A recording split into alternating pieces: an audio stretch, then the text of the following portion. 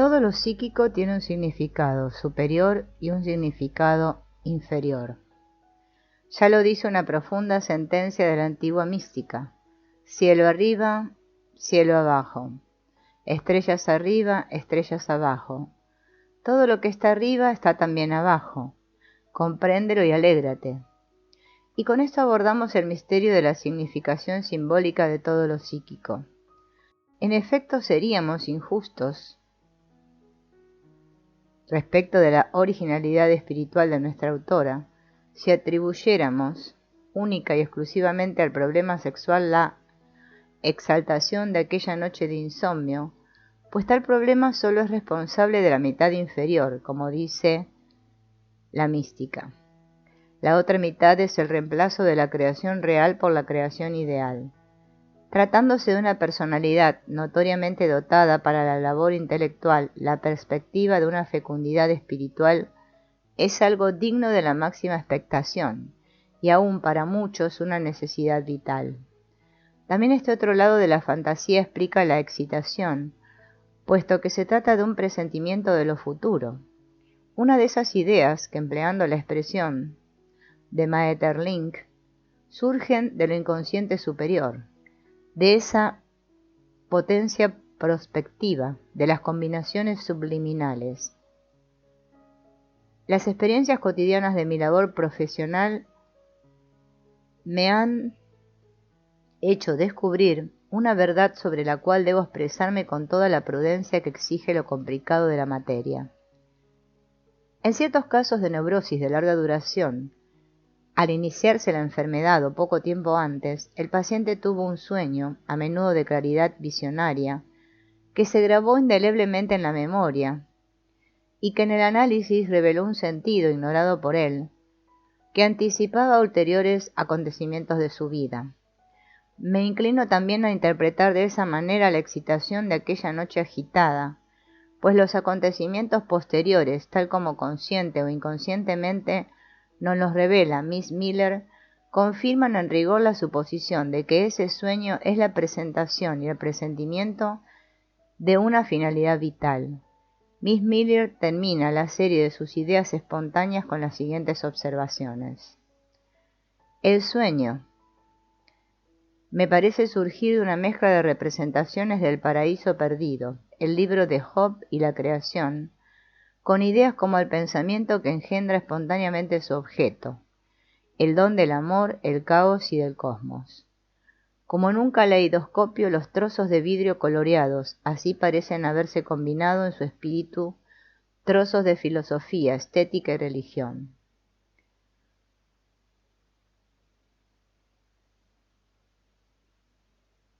Un conocimiento ahondado del presente podía ser factible, pues, un pronóstico de mayor o menor alcance del porvenir. Apliquemos este razonamiento a lo psíquico y necesariamente llegaremos al mismo resultado. Así como huellas del recuerdo desde hace tiempos subliminales son todavía accesibles al inconsciente, así también ciertas sutiles combinaciones subliminales orientadas hacia el futuro son de máxima importancia para éste en la medida en que se haya condicionado por nuestra psicología. Pero la ciencia histórica se preocupa muy poco de las combinaciones del futuro, que son más bien objeto de la política, y las combinaciones psicológicas del futuro apenas pueden ser objeto de análisis. Sería más bien el objeto de una refinada síntesis psicológica que supiera seguir los cauces naturales por donde circula la libido. Nosotros no podemos hacerlo o solo podemos hacerlo mal, pero sí puede hacerlo lo inconsciente, pues es allí donde sucede y parece que desde vez en cuando asoman importantes fragmentos de esa labor, por lo menos en sueños, de donde se les atribuye a la superstición. No pocas veces son los sueños anticipaciones de futuras alteraciones de la conciencia. Parece que los sueños permanecen espontáneamente en el recuerdo cuando resumen con acierto la situación psicológica del individuo. Bajo la influencia estimulante del viaje y de los países vistos al vuelo, asolaba al gran silencio y al encanto inefable del mar. Fue solo esto y nada más. Con estas frases nos despide Miss Miller en tono cortés, pero enérgico. Estas palabras de adiós, con su negación reforzada, una voz más en inglés, despiertan nuestra curiosidad. ¿Cuál es la posición que se pretende negar con estas palabras? ¿Fue solo esto y nada más? Nada más que el inefable encanto del mar y el joven que cantaba melódicamente durante la guardia nocturna. Ha sido olvidado y nadie había de saber, y menos que nadie la soñadora, que él era una estrella matutina que precedía a la creación de un nuevo día. Es peligroso esto de tranquilizarse a sí mismo y al lector con un lacónico «fue solo esto», pues arriesga uno el tener que desmentirse enseguida. Así le pasa también a Miss Miller, pues para reafirmarnos la veracidad de sus palabras las repite en inglés, «only this and nothing more», aunque sin indicar el origen de su cita, que procede del Cuervo de Edgar Allan Poe. La estrofa en cuestión dice así: cabeceaba, casi adormecido, cuando de súbito se oyeron unos golpecitos, como de alguien que llamara suavemente, que llamara a la puerta de mi habitación, que llamaba a la puerta de mi habitación. Solo esto y nada más. Un cuervo espectral golpea de noche la puerta y el poeta recuerda a su Leonora, perdida para siempre. El cuervo se llama Nunca Más, y como refrán de cada estrofa grazna su fatídico Nunca Más. Reaparecen torturadores recuerdos antiguos y el espectro dice inexorablemente Nunca Más. El poeta intenta en vano alejar al importuno huésped gritándole: «Dime, muchacha, ¿quién pudo vernos cuando nos besamos, si era de noche? Una estrella nos vio y también la luna, que se le contó al mar. Y el mar se lo dijo al remo, y el remo al botero, que hizo una canción. La oyeron los vecinos y el cura, que se lo dijo a mi madre. Por ella lo supo mi padre, que se enojó. Me riñeron, me amenazaron y me prohibieron asomarme a la ventana o salir a la puerta. Pero yo iré a la ventana para regar las flores y no descansaré hasta pertenecer a mi amado». Esta es la palabra y es nuestro signo de despedida, pájaro o demonio. Vuelve la tempestad y a las costas de las noches plutónicas. No dejes plumas negras como prenda de esa mentira que dijo tu alma. Deja mi soledad incólume. Abandona el busto de encima de mi puerta. Quita el pico de mi corazón y aleja tu sombra de mi puerta, dijo el cuervo, Nunca Más. La frase «solo esto y nada más», que en apariencia se aleja ligeramente de la situación, proviene de un texto que describe la desesperación causada por un amor perdido. La cita desmiente pues a nuestra poetisa. Es notorio que ella subestima la impresión que le causó el cantor nocturno y lo intenso de su excitación. Precisamente esa subestimación es la causa de que el problema no llegara a ser directamente elaborado por la conciencia. De ahí los enigmas psicológicos. La impresión sigue trabajando en lo inconsciente y produce fantasías simbólicas. Primero son las estrellas matutinas que cantan, el paraíso perdido. Luego el anhelo se viste de manto sacerdotal, pronuncia oscuras palabras sobre la creación del mundo y acaba por elevarse a himno religioso, encontrando por fin una salida libre. No obstante, pese a su originalidad, el himno lleva las marcas de su procedencia.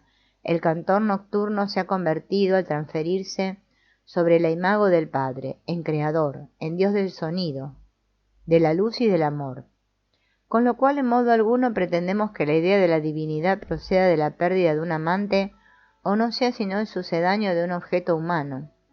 En este caso se trata palmariamente de un desplazamiento de la libido al estado de ánimo del poema. Recuerda vivamente a Aurelia de Gerard de Nerval, libro que anticipa el mismo destino que corrió también Miss Miller, el trastorno mental. En Alquimia, Nigredo en Psicología y Alquimia, en este caso existe también una pronunciada semejanza con la actitud de Gerard de Nerval para con Aurelia, cuya significativa aparición no queda al poeta reconocer. No podía conceder a una mujer ordinaria el esplendor que le daba su inconsciente. Sabemos hoy que esa poderosa impresión tiene por fundamento la proyección de un arquetipo, el del ánima. En este caso se trata de un desplazamiento de la libido a un objeto simbólico, con lo cual el último se transforma casi en sucedáneo. En sí es ciertamente una genuina esfera vivencial, pero con todo puede ser utilizada para un fin que no le corresponde. El rodeo que da la libido parece ser un camino penoso, por lo menos así cabe suponer dadas las referencias al paraíso perdido y el recuerdo paralelo de Job. Y si agregamos la identificación con Cristian que hace pensar en Cyrano, todo ello nos presenta un cuadro del rodeo de la libido que nos hace la impresión de un calvario. Ahora bien, es de este modo como los hombres, después del pecado original, tuvieron que soportar la carga de la vida terrena, o como Job fue el mártir de la lucha entre Satanás y Dios. Y sin sospecharlo, el mismo se convirtió en juguete de esos dos poderes del más allá. El mismo espectáculo de la apuesta de Dios nos lo ofrece también el Fausto. Mefistófeles dice: habréis de perderlo, ¿qué apostáis? Si me otorgáis el permiso de atraerlo poco a poco hacia mí mismo. Y Satanás le responde: y de cierto tiende ahora tu mano y toca todo lo que tiene y verás si en tu faz no te maldicen. Mientras que en Job las dos grandes corrientes están caracterizadas sencillamente como buena y mala, el problema más inmediato para Fausto es de neta índole erótica, estando perfectamente caracterizado el diablo con el papel de seductor que le corresponde. Ese aspecto erótico falta en Job, pero al propio tiempo no se percata del conflicto que se desarrolla en su propia alma, hasta el punto de impugnar tenazmente las palabras de sus amigos, que lo quieren convencer del mal que hay en su corazón. En este sentido, cabría decir, Fausto es más consciente, pues confiesa francamente el desconcierto de su alma. Miss Miller obra como Jacob. No se conoce a sí misma y pretende que el mal y el bien vienen del más allá. La identificación con Job es también característica a este aspecto. Asimismo, hay otro importante punto de vista de la naturaleza que ha sido conservado como atributo esencial de la divinidad aparentemente surgida de la impresión erótica, de ahí que Dios sea ensalzado como creador en el himno. Job ofrece el mismo espectáculo. Acusa a Satanás de destruir su fecundidad, mientras que en Dios ve al ser fecundo. Por eso, al finalizar el libro, entona un himno, admirable a su propia fuerza creadora, henchido de elevada belleza poética, pero en el cual, cosa curiosa, se mencionan de preferencia dos antipáticos representantes del mundo animal, Behemoth y Leviatán, representantes ambos de las fuerzas naturales más atroces. Mira pues el hipopótamo, a quien cree como a ti, hierba come como la vaca. He aquí que ahora su fuerza está en sus lomas y su vigor en los músculos de su vientre. Pone tiesa su cola cual cedro, los tendones de sus muslos se entrelazan, sus huesos son caños de bronce y sus miembros como barras de hierro. ¿Quién podría atacarlo frente a frente, atravesarle la nariz con cuerdas? ¿Puedes tú mirar el anzuelo al cocodrilo y humillar su lengua con cuerdas? ¿Acaso le pones una cuerda de esparto en el hocico y le clavas un garfio en su dorsa? ¿Te implora mucho rato o te habla con voz amable? ¿Acaso estipulara contigo que lo adquieras para siempre como esclavo? En la traducción literal de Job, el texto de la Biblia inglesa que Miss Miller expuso es como el de la traducción luterana, más sugestivo en cierto aspecto. He aquí ahora Behemoth, al cual yo hice contigo, hierba come como un buey. He aquí ahora que su fuerza está en sus lomas, y su fortaleza en su ombligo y en su vientre. Su cola mueve como un cedro, y los nervios de sus genitales son entretejidos. Por su similitud con la Biblia inglesa, reproducimos aquí los pasajes correspondientes de la clásica versión castellana de Valera. Sus huesos son fuertes como bronce, sus miembros como barras de hierro. Es en la cabeza de los caminos de Dios. Él. Sacas tú al leviatán con el anzuelo, o con la cuerda que le echares en su lengua. Pondrás tu garfio en sus narices y horadarás con espinas su quijada. Multiplicará él ruegos para contigo. Te hablará él lisonjas. Hará concierto contigo para que lo tomes por siervo perpetuo. Esto lo dice Dios para dar a Job una idea de su inmenso poder y su fuerza invencible. Dios es como Behemoth y Leviatán, la naturaleza benéfica y fecunda, la indómita ferocidad y desenfreno de la naturaleza, y el peligro formidable del poder desencadenado, mas que destruyó al paraíso terrenal de Job, el poder desencadenado de la naturaleza. La divinidad, como el poeta deja entrever aquí, mostró simplemente su otra faz, que se llama diablo, y soltó contra Job todos los horrores de la creación. El Dios que creó tales monstruosidades ante las cuales se pasman de espanto los endebles homúnculos, debe tener realmente en sus cualidades que dan que pensar. Ese Dios mora en el corazón de lo inconsciente. Ahí está la fuente de angustia ante lo indeleblemente espantoso y de la fortaleza para resistir al espanto. Pero el hombre, es decir, su yo consciente, se parece a un globo, a una pluma arrastrada en el torbellino de distintos vientos, unas veces víctimas y otro victimario, y nada puede hacer para impedirlo. El libro de Job nos muestra a un Dios actuando como creador y como destructor. ¿Quién es ese Dios? Una idea que se ha impuesto a la humanidad en todas las religiones del mundo y en todas las épocas vuelve siempre en forma análoga un poder del más allá que hace de nosotros lo que quiere y que lo mismo crea que destruye, una imagen de lo que hay de necesario e inevitable en la vida. Desde el punto de vista psicológico, la imagen de Dios es un complejo de representaciones de naturaleza arquetípica. Tiene que ser considerada, por lo tanto, como el representante de cierta cantidad de energía, líbido, que se presenta para ser proyectada. Parece ciertamente que la imago paterna ha sido el factor configurador de las principales religiones existentes, en religiones anteriores, también la imago materna y lo que condiciona los atributos de la divinidad. Estos son la omnipotencia, lo paterno terrible violento y lo paterno amante. En ciertas representaciones paganas de la divinidad destaca con fuerte relieve lo materno y además se presenta sumamente desarrollado lo animal o teriomórfico. La idea de Dios no es sólo una imagen, sino también una fuerza.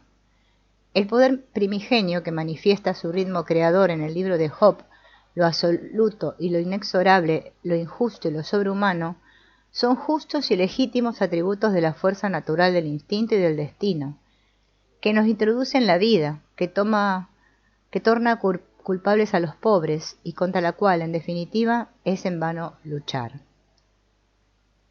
La voluntad, la concordancia con la libido en modo alguno es un simple dejarse llevar, pues las fuerzas psíquicas no tienen una misma dirección, antes bien a veces incluso se dirigen las unas contra las otras. Un mero dejarse llevar conduce en brevísimo plazo a una confusión irreparable. A menudo es difícil, para no decir totalmente imposible, averiguar la corriente fundamental y con ella la dirección conveniente. Sea como fuere, no cabe evitar choques, conflictos y errores. Vemos que Miss Miller, el himno religioso que brota inconscientemente, ocupa el lugar del problema erótico. En gran parte toma sus materiales de reminiscencias reanimadas por la libido introvertida.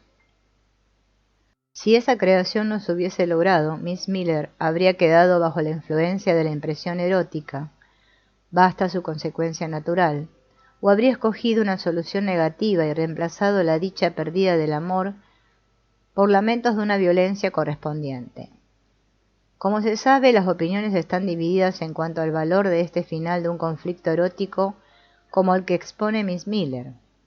Hay quien cree que es más hermoso y más noble que una tensión erótica se resuelva imperceptiblemente en sentimientos sublimes, que tal vez proporcionen alegría y edificación a otras personas, y que es una especie de injustificado fanatismo por la verdad el impugnar lo inconsciente de semejante solución. No quisiera yo resolver esta cuestión en uno u otro sentido, sino tratar de averiguar qué pueden significar o qué fines persiguen en el caso de una de las llamadas soluciones antinaturales e inconscientes, el aparente rodeo de la libido y el aparente autoengaño. No hay proceso psíquico sin finalidad, vale decir. Es una hipótesis de gran valor heurístico, la de lo psíquico, que está esencialmente dirigido a fines. Pero, para una explicación satisfactoria no tiene mucha importancia el hecho de que hayamos demostrado que la raíz y causa de la poesía era el episodio amoroso, pues con ello no se resuelve todavía la cuestión relativa a la finalidad. Solo cuando cabe demostrar la finalidad podemos decir que hemos solucionado satisfactoriamente un problema psíquico.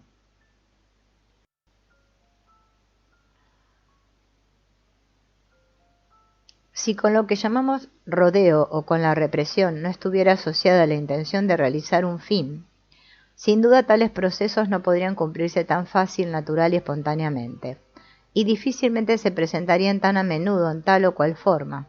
Sin duda, esa transformación de la libido se mueve en la misma dirección que la modificación, transposición o desplazamiento culturales que las fuerzas unitivas naturales. Debe tratarse de un camino muy frecuentado, hasta el punto de haberse convertido en usual, ya que la transposición se advierte poco o nada. Entre la transformación normal de los impulsos que tiene lugar en todas partes y un caso como el presente, existe de todos modos cierta diferencia. No es posible descartar la sospecha de que deliberadamente se omitió la vivencia crítica, o sea, dicho con otras palabras, que hubo cierta represión. En rigor, este último término solo debería emplearse existiendo un acto voluntario, que como tal solo puede ser consciente. Hasta cierto punto, los neuróticos pueden ocultarse a sí mismos semejantes decisiones voluntarias, de suerte que parece que el acto de represión se opera con completa inconsciencia. El contexto ofrecido por la autora misma es tan impresionante que por fuerza debió ella haber sentido vivamente esas causas secretas y por lo tanto llevar a cabo la transmutación de la situación mediante un acto de represión más o menos consciente. Pero reprimir significa liberarse ilegítimamente de un conflicto, esto es, engañarse a sí mismo acerca de su existencia. ¿Y qué ocurre con el conflicto reprimido? Claro está, sigue existiendo, aun cuando no lo sepa el sujeto. Como hemos visto ya, la represión conduce regresivamente a reanimar una relación anterior o tipo de relación, en este caso, a la reanimación del imago del padre.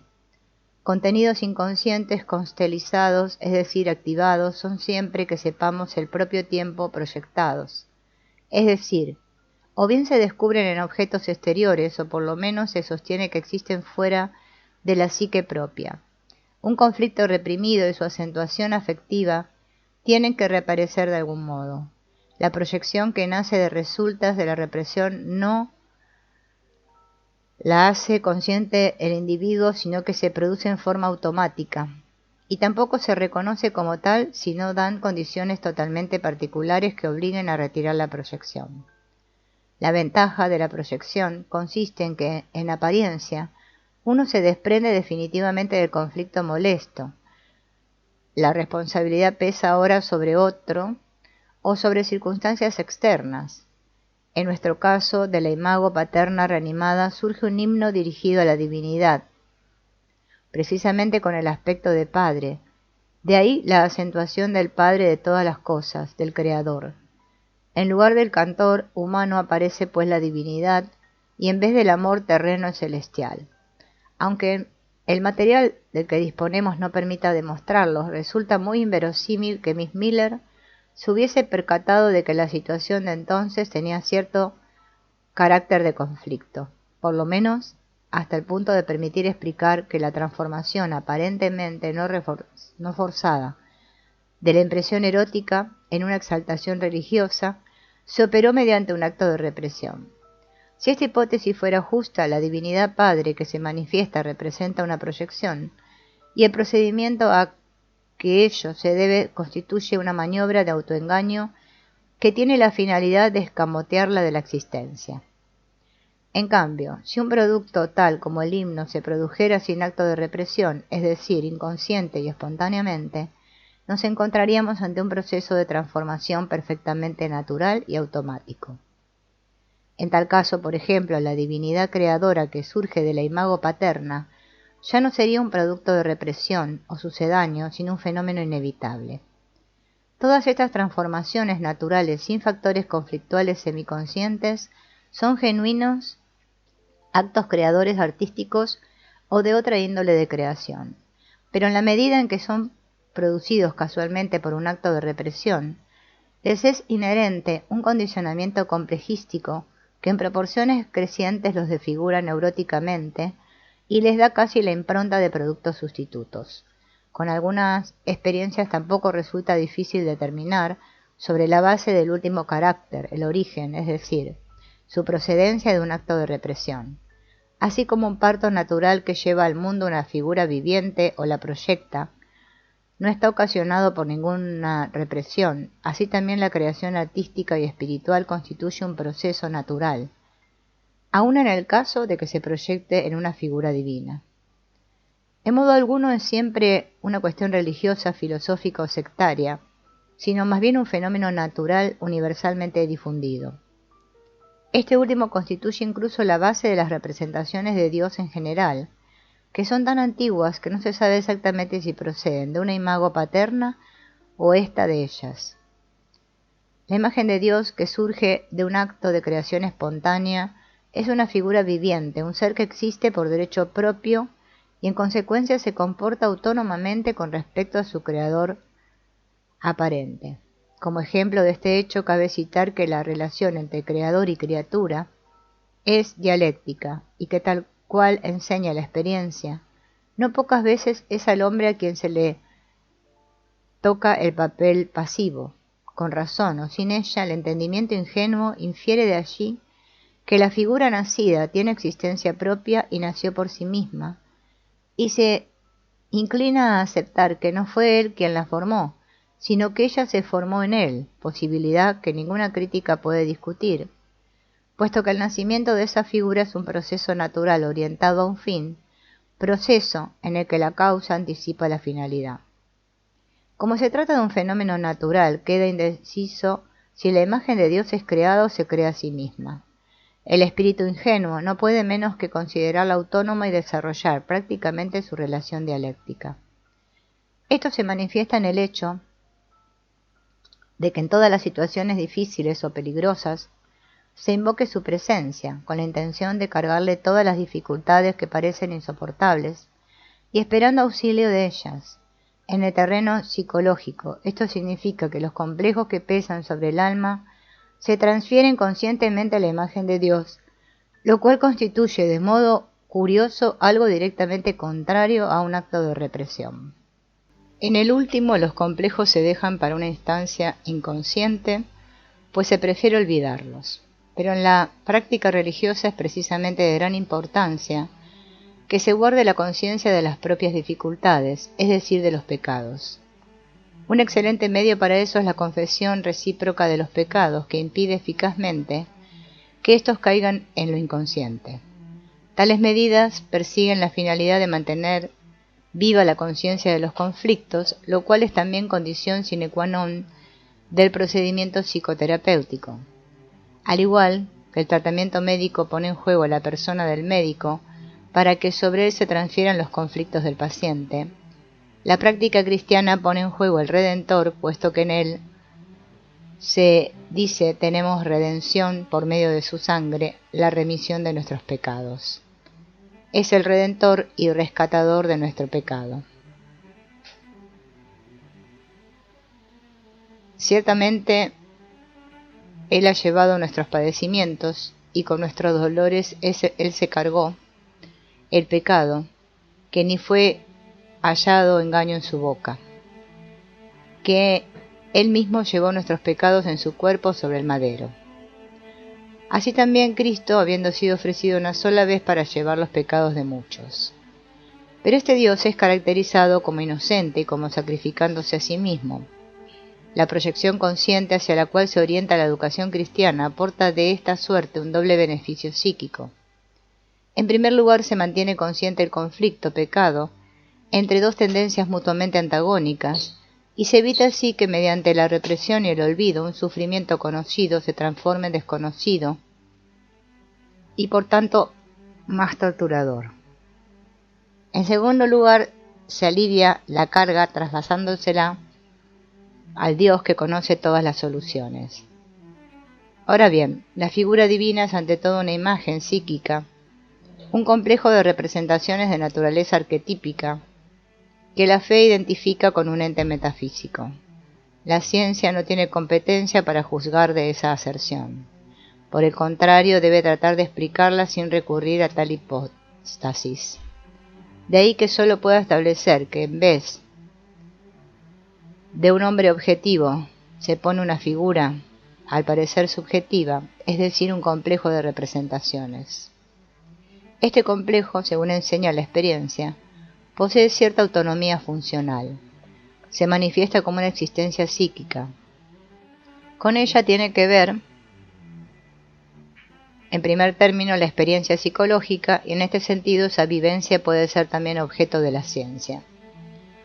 Esta solo puede dejar sentada la existencia de factores psíquicos, y como esa limitación no puede salvarse con una fe en todas las llamadas cuestiones metafísicas, nos hallamos exclusivamente frente a existencias psíquicas. Estas, de acuerdo precisamente con su naturaleza psíquica, están íntimamente entretejidas con la personalidad individual y por ende expuestas a todas las variaciones posibles, a diferencia de un postulado de la fe, cuya identidad y persistencia están garantizadas por la tradición y las instituciones. La limitación nociológica inherente al punto de vista científico entraña, por consiguiente, que la figura religiosa aparezca esencialmente como factor psíquico, el que solo en teoría puede separarse de la psique individual.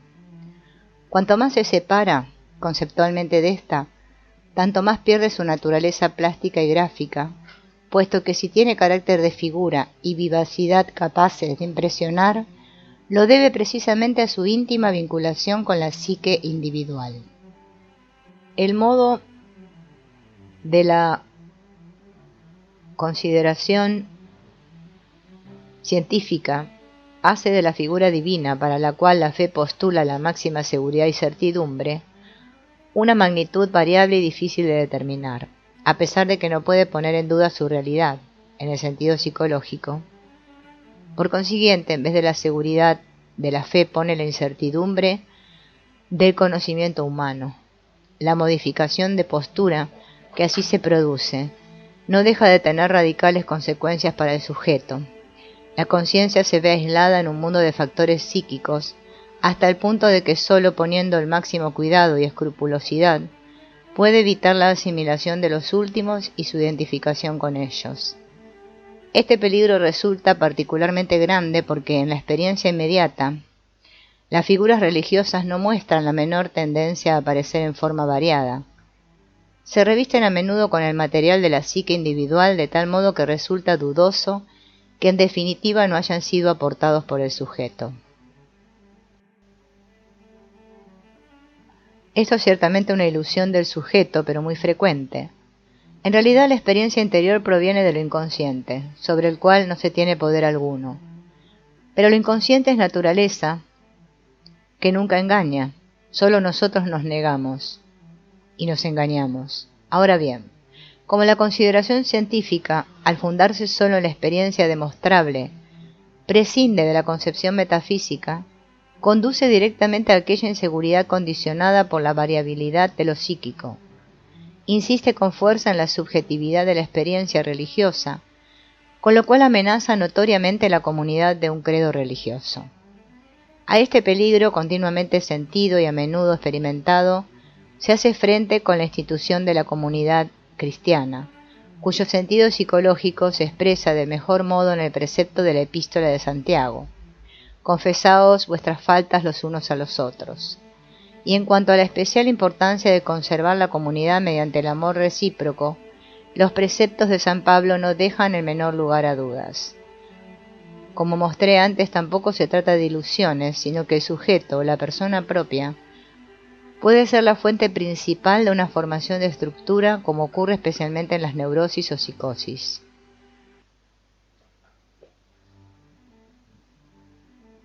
Hemos indicado antes que los pecados eran confesados entre los pecadores y que las dificultades del alma eran transferidas a la figura divina. De esta suerte nace entre ésta y el hombre una unión íntima.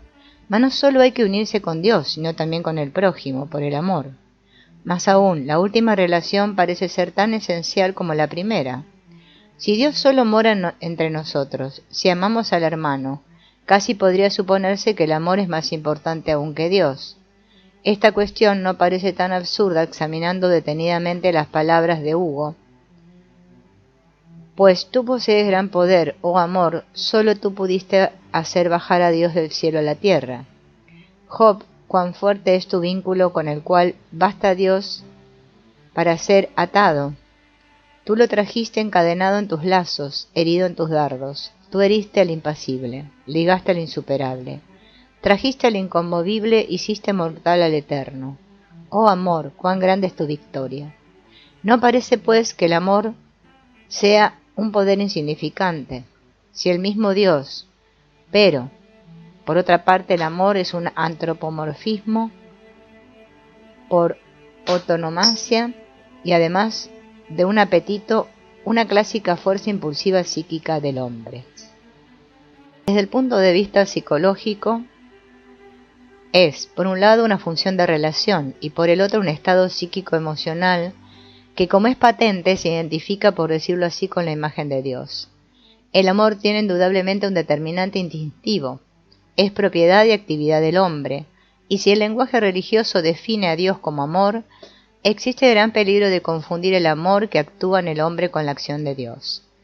Aquí tenemos el caso antes mencionado del arquetipo hondamente entretejido en el alma individual, donde se requiere el máximo cuidado para separar, por lo menos abstractamente, la psique colectiva de la psique personal. Desde el punto de vista práctico, esta distinción no deja de tener su importancia, puesto que el amor humano se considera como condición sine qua non de la presencia divina. No cabe duda de que aquí se plantea un problema de no escasa importancia para quienes desearían liberar de la psicología las relaciones del hombre con Dios. Para el psicólogo, la situación es menos complicada. El amor demuestra ser la fuerza del destino por antonomasia, lo mismo que si se presenta como baja concupiscencia que como pasión espiritual. Es uno de los más poderosos motores de las cosas humanas. Concibiéndolo como divino, esa denominación le corresponde con perfecto derecho, puesto que lo absolutamente más poderoso de la psique se calificó siempre de Dios. Lo mismo da que se crea en Dios o no, que se lo admire o maldiga, la palabra Dios acude siempre a los labios. Siempre y en todas partes, lo psíquicamente poderoso viene a significar algo así como Dios. Y de este modo Dios se pone en contra siempre a los hombres y se distingue expresamente de ellos. En todo caso, les es común al amor. Es propio del hombre en cuanto éste se apodera de él, y del demonio en cuanto el hombre es su objeto o su víctima. Desde el ángulo psicológico, eso significa que la libido, como fuerza del deseo y anhelo, y en el sentido más innato como energía psíquica, en parte está a disposición del yo, pero en parte se comporta autónomamente con respecto a él, pudiendo darse el caso de que lo determine de tal modo que lo hunda en forzosa aflicción, o bien le proporcione inesperada fuente de energía adicional. Como las relaciones del inconsciente con la conciencia en modo alguno son meramente mecánicas o complementarias, sino más bien compensatorias y sincronizadas con las unilateralidades de la actitud consciente, no cabe negar el carácter inteligente de la actividad inconsciente. Estas experiencias hacen directamente comprensible el que la imagen de Dios se considerara como un ser personal. Ahora bien, como la destinación espiritual en el sentido más lato y en proporciones crecientes, en última instancia le fue impuesta al hombre desde lo inconsciente, de esta experiencia resultó también de modo natural la concepción de que la imagen de Dios es un espíritu y requiere el espíritu.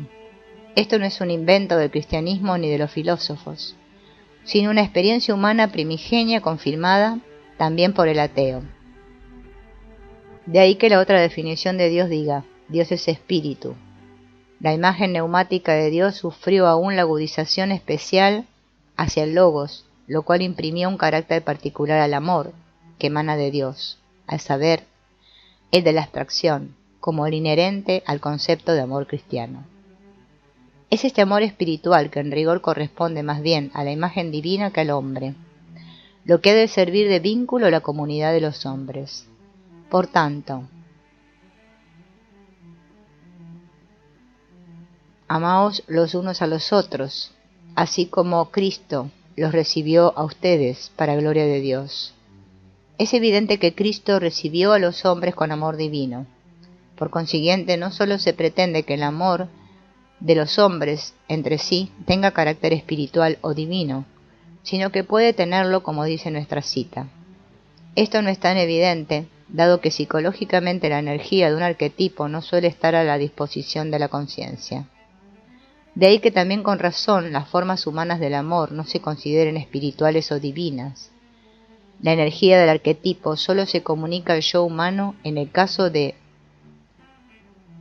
que no se pueda elegir y desear voluntariamente algo que no se conoce.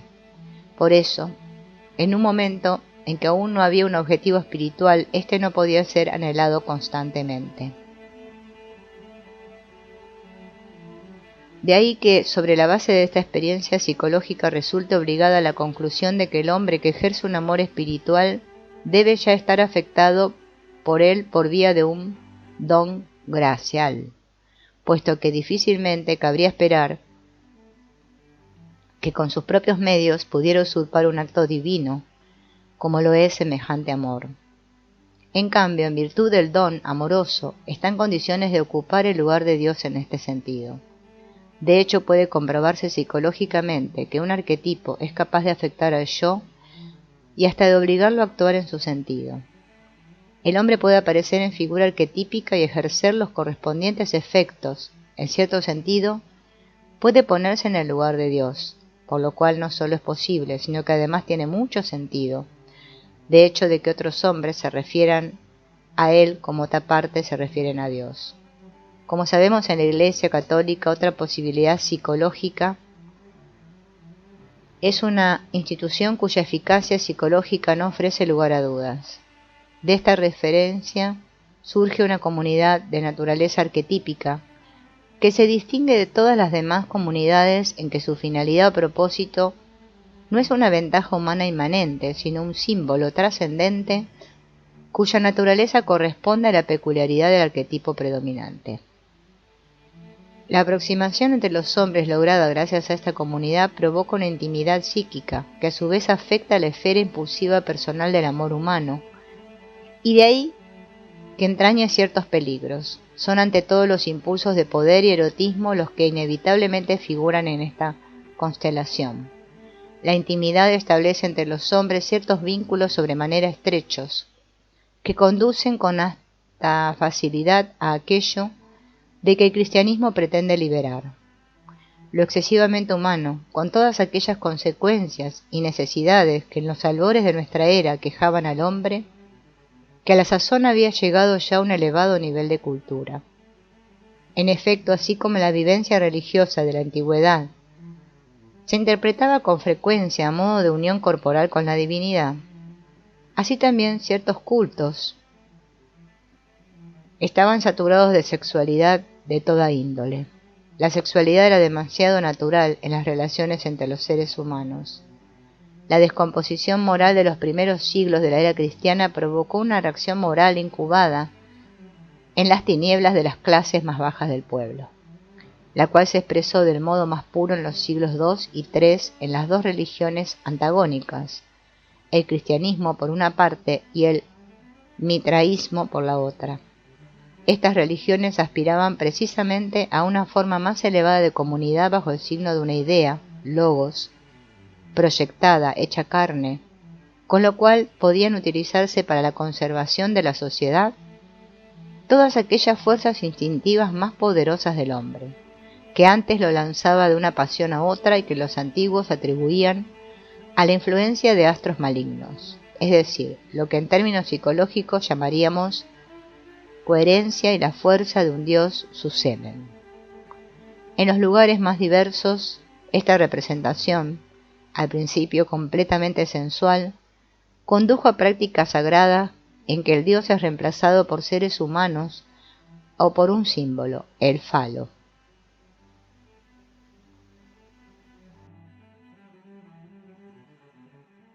En la medida en que la conciencia moderna se apasiona por cosas de índole totalmente distintas a la religión, esta y su objeto, la pecaminosidad elemental, se han retirado en gran parte hacia lo inconsciente. De ahí que en la actualidad no se crea lo uno ni lo otro. Se le reprocha a la psicología una fantasía sucia, a pesar de que resultara muy fácil, con solo dar una mirada fugaz a la historia antigua de la religión y las costumbres, convencerse de que el alma humana es un nido de demonios.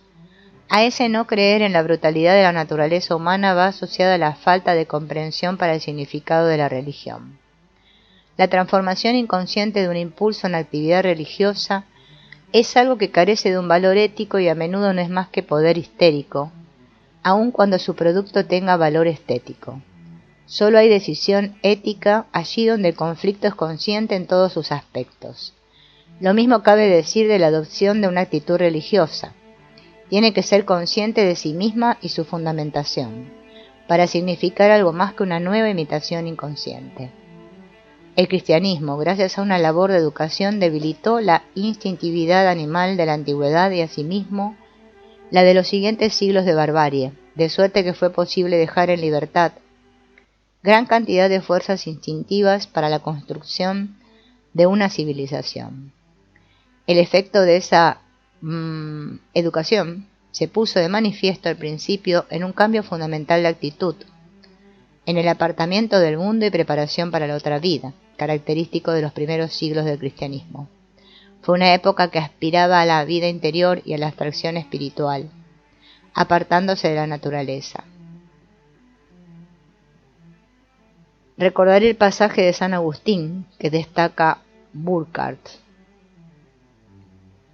un teólogo que me reprochaba sentimientos anticristianos. Olvidaba que Cristo nunca dijo: «No sigáis siendo pues como niños». Antes bien, insistía: «No os volváis pues como niños». Esto apunta a un grave embotamiento del sentimiento religioso, pues no es posible abarcar un novam infantiam todo el drama de la resurrección.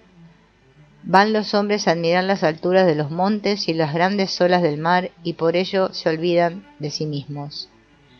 Pero no era solo la belleza estética del mundo lo que ejercía un influjo seductor y contrario a la concentración en un fin espiritual y con vistas al otro mundo, sino que de la naturaleza salían también influencias demoníacas o mágicas. Frank Cumot, el eminente conocedor del culto de Mitra, se expresa así acerca de la relación de los antiguos con la naturaleza. Los dioses estaban en todas partes y se mezclaban a todos los procesos de la vida cotidiana. El fuego, que preparaba los alimentos de los creyentes y les daba calor, el agua, extinguía la sed y los limpiaba. Y aún el aire que respiraban, así como el día que los iluminaba, eran objeto de sus homenajes. Tal vez no haya habido ninguna religión que en la misma medida que el mitraísmo diera a sus adeptos ocasión de rezar y motivos de adoración. Cuando al anochecer el iniciado se dirigía a la gruta sagrada escondida en la soledad del bosque, a cada paso nuevas impresiones provocaban en su corazón una emoción mística. Las estrellas que brillaban en el cielo, el viento que agitaba las olas, la fuente o manantial que corrían rumorosos hacia el valle y hasta la tierra que pisaba con sus pies, todo era divino a sus ojos y toda la naturaleza que le rodeaba despertaba en él un piadoso estremecimiento ante los poderes infinitos que actúan en el universo. Séneca describe con las siguientes palabras ese apego religioso a la naturaleza. Cuando penetras en un bosque de elevados árboles de insólita antigüedad, donde en entrevero de ramas y ramillas te escondes la visión del cielo, ¿acaso lo majestuoso y el silencio del lugar, la sombra maravillosa de esa bóveda libre y sin embargo densa, no despierta en ti la creencia en un ser superior? Y cuando en la roca socavada debajo de la ladera de un monte se abre una gruta que no ha sido hecha por la mano del hombre, sino practicada por la naturaleza, ¿no invade tu ánimo una especie de religión? Nosotros santificamos los manantiales de los grandes ríos, donde del fondo oscuro brota el agua. Ahí edificamos un altar. Adoramos las fuentes, mas de un lago se considera sagrado por su umbrosa oscuridad o por su insondable profundidad. En violento contraste con el antiguo sentimiento de la naturaleza se halla el cristiano apartamiento del mundo, tal como lo describe San Agustín. Pero ¿qué es lo que yo amo cuando os amo? No es ciertamente belleza corpórea ni hermosura transitoria, ni blancura de luz material agradable a estos ojos terrenos, ni suaves melodías de cualesquiera canciones, ni fragancia de flores, de unginetos o de aromas, o dulzura de miel, deleite alguno que pertenezca al tacto. Nada de esto es lo que amo, cuando amo a mi Dios. Y no obstante esto amo cierta luz y cierta armonía y cierta fragancia, y cierto manjar y cierto deleite cuando amo a mi Dios, que es luz, melodía, fragancia, alimento y deleite de mi alma, en la cual resplandece una luz que no ocupa lugar, se percibe un sonido que no arrebata el tiempo, se siente una fragancia que no la esparce el aire, se recibe gusto de un manjar que no se consume comiéndose, se posee estrechamente un bien tan delicioso que nunca puede dejarse por fastidio. Pues todo esto es lo que amo, cuando amo a mi Dios. Hay que huir del mundo y su belleza, no solo a causa de su vanidad y fugacidad, sino porque el amor a la creación pronto hace que el hombre su esclavo, como dice San Agustín. Los hombres se someten por amor a las cosas creadas y los sometidos no pueden juzgar.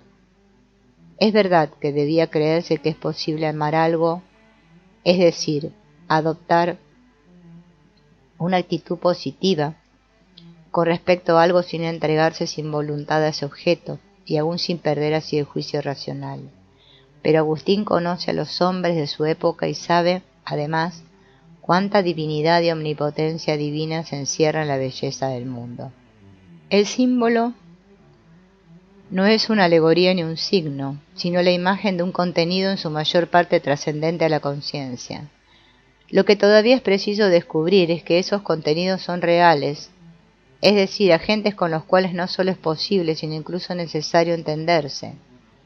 En ese descubrimiento no dejará de verse de qué trata el dogma, qué formula y para qué surgió.